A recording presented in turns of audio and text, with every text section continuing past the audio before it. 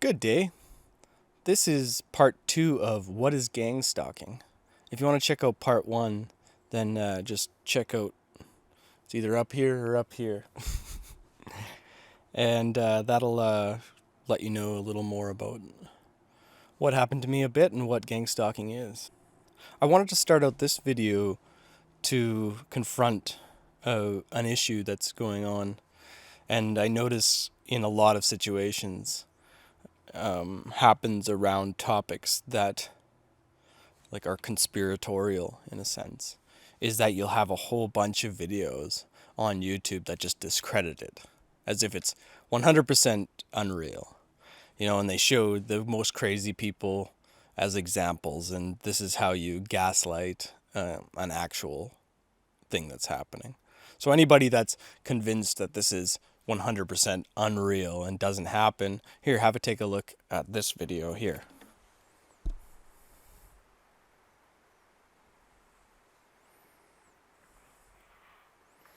In August 2014, a woman came forward with allegations of harassment by a group of individuals. She believed had been hired by her ex-common-law husband. The investigation by the Calgary Police Service Anti-Corruption Unit revealed that her ex had hired a man, who in turn hired a number of individuals to follow her and report back her activity to the ex. The man, who was initially hired by the ex, is a retired member of the CPS and conducted security work after he left the service. Investigators believe he, in conjunction with his wife, who is a former civilian member of the CPS, engaged the services of 3 current members of the Calgary Police Service who unlawfully followed, watched, and harassed the victim. In addition, the members allegedly accessed police databases to gain private information about the victim to assist in their actions. As a result of the investigation, the following people have been charged. Kenneth Robert Carter, 65, has been charged with criminal harassment and perjury. Carter is the ex-common-law husband of the victim. Stephen Charles Walton, 59, has been charged with criminal harassment, bribery of officers, improper storage of a firearm, and perjury. He was a sworn member of the Calgary Police Service from 1978 to 2003. Heather Naomi Walton, 53, wife of Stephen Walton, has been charged with criminal harassment, bribery, and improper storage of a firearm. She was employed as a civilian employee of the CPS between 1990 and 2003. Anthony John Braille, 47, is charged with criminal harassment, bribery, and unauthorized use of a computer. Braille is a 21-year member of the Calgary Police Service who was dismissed from the service earlier this year in relation to an unrelated matter and remains relieved from duty without pay. Ryan Allen Morton, 32, is charged with criminal harassment, bribery, unauthorized use of a computer, and breach of trust. Morton is a 9-year member of the Calgary Police Service. Morton was suspended with pay Wednesday, August 12, 2015, and his suspension status is currently under review. Bradford Robert McNish, 58, is charged with bribery, unauthorized use of a computer, and breach of trust. McNish is a 14-year member of the Calgary Police Service.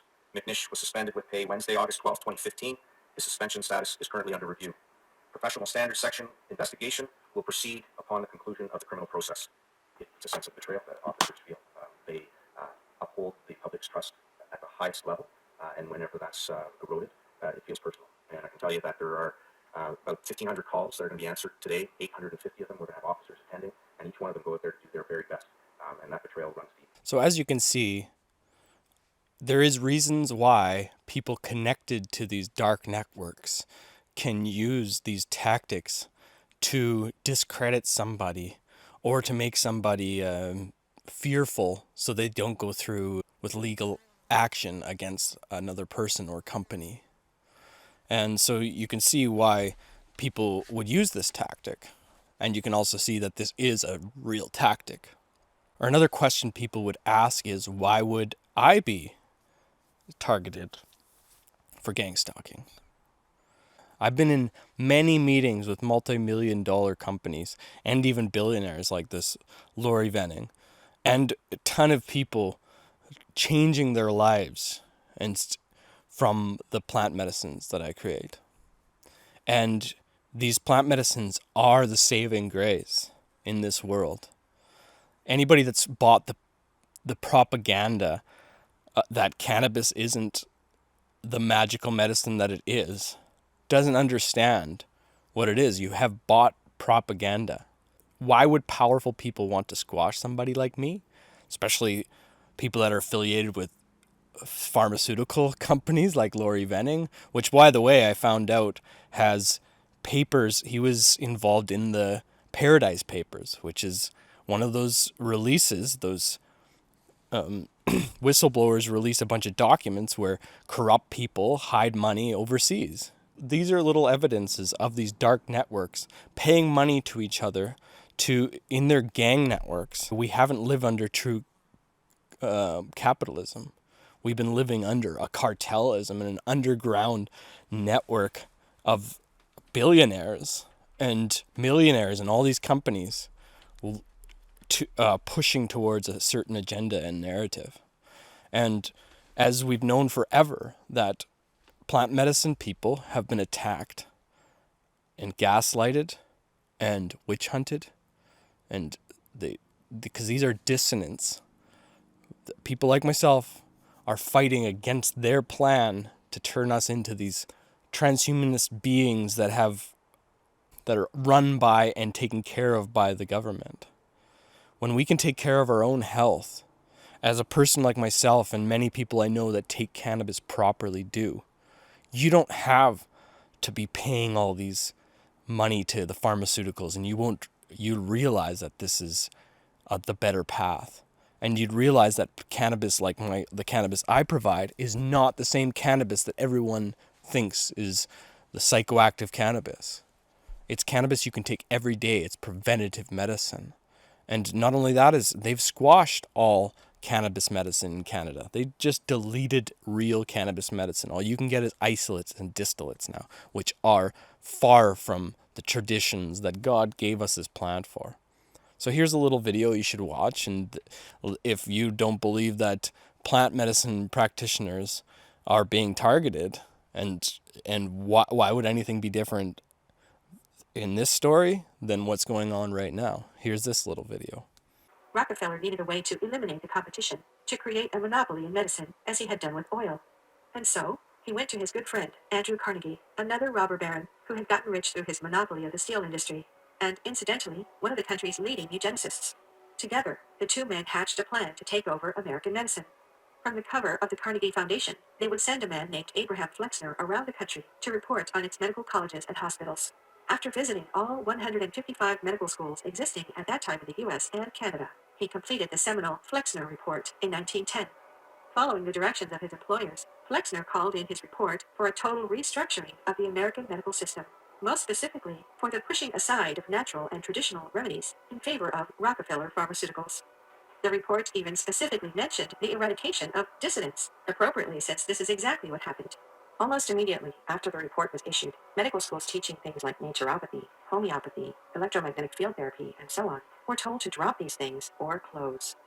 More than half of all medical colleges in the country did close, and many non-compliant doctors were demonized and even jailed. But Rockefeller and Carnegie went further, offering huge grants to medical schools and hospitals, so long as they only taught and practiced Rockefeller medicine, and allowed Rockefeller agents on their boards of directors to ensure compliance. It was the carrot and the stick. Those who agreed got funded with big money. Those who didn't were crushed. In this way, all medical colleges in the country were streamlined and homogenized, with doctors all learning the same thing: how to use and prescribe Rockefeller's patented drugs. But, like any good monopolist, Rockefeller went further in seeking to consolidate his control. He took over the AMA and emboldened it as the gatekeeper of scientific thought and witch hunter of alternative medical practices. He took control of the FDA in order to control the approval process for new drugs. He even founded the American Cancer Society in 1913. Within a few short years, Rockefeller was in total control of the American medical system in both thought and action. The result of this takeover, the product of this monopolist son of a conman and his eugenicist partner, would become known as Big Pharma. Witch hunter of alternative practices. Interesting, right? Was the first hostile takeover of the medical industry here in North America. And have you guys not noticed that this story, we should notice that this story is very similar to what just happened around this virus and these things they put in people's arms. Did we notice the medical tyranny and the squashing of dissonance?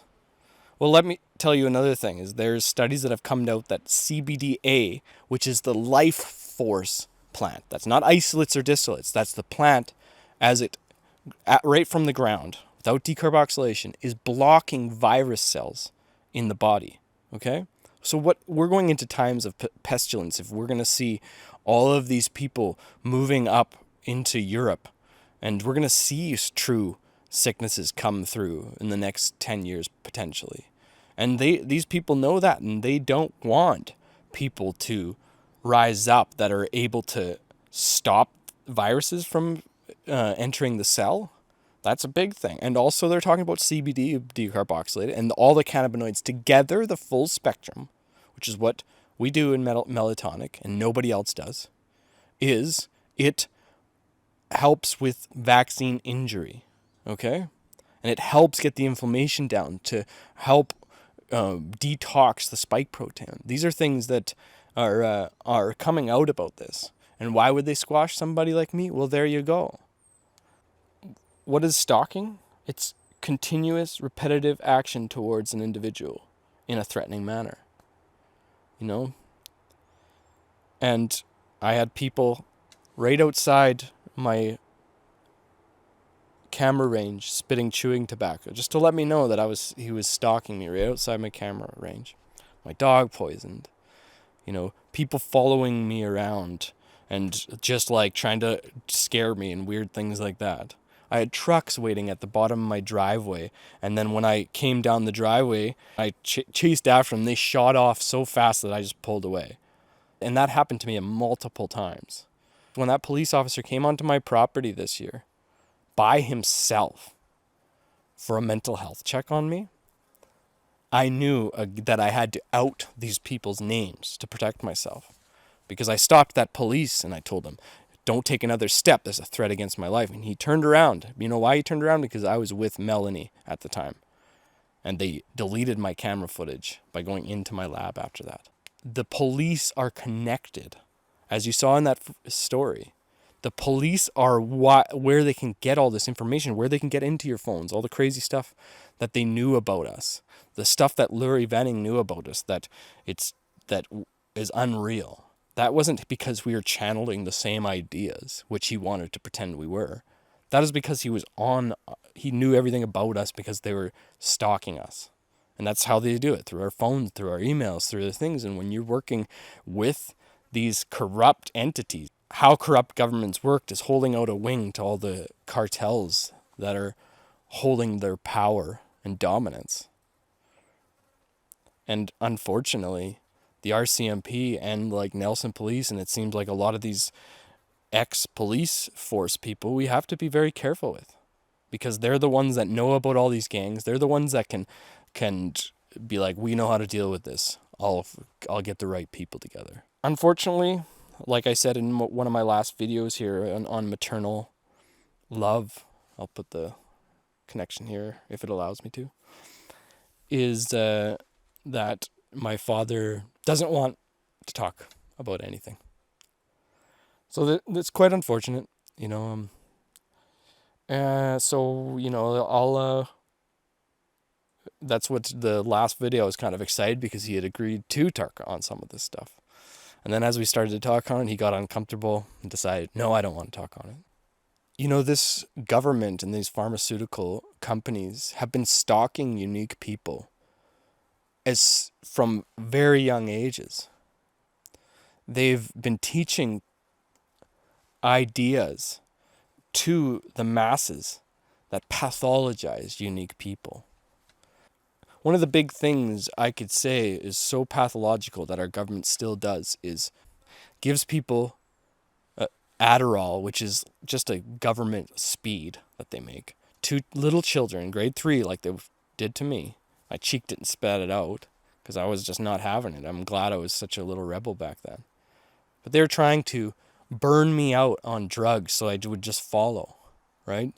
So they start very, very early to try to squash people that will turn into free thinkers, which will turn into dissonance and will turn into people that can change things. You know, when they want to keep a power structure, they're going to keep that power structure, and they're going to use all those stupid tricks to do so. And they've just come out with all this information that the whole story about antidepressants is actually mostly a bullshit story. There's not chemical imbalances in people. There's people that are different. and they don't fit in society. And instead of changing their environment and being the unique person they are, they drug them into and sedate them into fitting into their society, right? And I find this really interesting as I got all these comments. I got 7 comments in my first gang stalking video. And I talked back and we talked back and forth. And then I looked at the actual video on YouTube and they've censored the comments. So I don't know what that's all about. I'll end this video with, for anybody else that is being gang stalked, is you can transcend their ability to gang stalk you by being very smart, but also being fearless, because they can't actually do anything to you, right? If they do something, then that they're outing themselves. Like, the whole point is they want you to look crazy. So don't fall into the fear. If anything, just smile at these people and realize that you have the Lord around you. That's the reason why these people are coming after you. They have always squashed people with a morality that connects to God. You know, you look at all the things that are happening with churches and stuff in Canada and all these communist satanic movements. It's to get rid of all the intellectuals, and especially the moral intellectuals that are connected to God, because that's a higher form of wisdom. And these kind of people are as strong as 10,000 people sometimes. So that's why they need to squash as many of us as they can. However, if you don't go into fear, and if you're very smart and don't fall for any honeypots, if you don't let the wrong Jezebel spirit or, Delilah's spirit, that story of Delilah, they use women and they conspire against because powerful men can still be weak around their sexuality. So be very careful with these little tricks and you'll do just fine. And you will transcend the worries of this tribulation. And this is part of the tribulation. Warfare is psychological warfare, is the biggest part of what this World War III is about. This is happening all over the world, I'm sure of it, especially in places like Australia and New Zealand, Canada, the places that are really have got the foot on the throat of their people. And we're not going to ever back down. And we're only breeding more spiritual warriors. And we're only awakening more spiritual warriors. So, God bless you all. And remember, if you are a targeted individual, then you have to realize that's because you are in the light. But once they realize that they cannot destroy your light and you are not susceptible to their darkness, once you realize that God is protecting you, you have angels over you, you will realize how powerful you truly are. And you'll realize how important you truly are. Because if they're coming after you, they know how dangerous you are to their narrative. Much love and God bless.